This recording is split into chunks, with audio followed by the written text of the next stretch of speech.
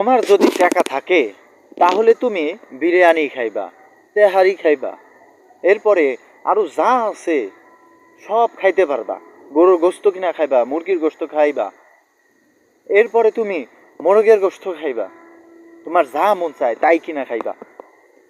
কেউ ফিরাইব না তোমারে, কেউ নাও করবো না যদি তোমার টাকা থাকে। কিন্তু তোমার যদি টাকা না থাকে তাহলে তোমার ডাইল ভাতও চুকবো না।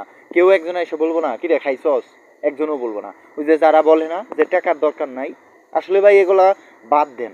মানুষে কর্ম থেকে বিমুখ করেন কেন? টাকারই দরকার। টাকা ছাড়া ভাই কেউ দামও আপনারে দিব না। কোনো কিছু খাইতে চাইলে খাইতে পারবেন না, কোনো কিছু করতে চাইলে করতে পারবেন না।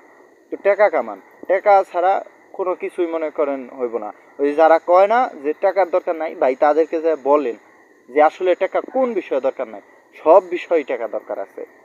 আগে টাকা কামান, তবে সৎভাবে কামান। কিভাবে? সৎভাবে কামান।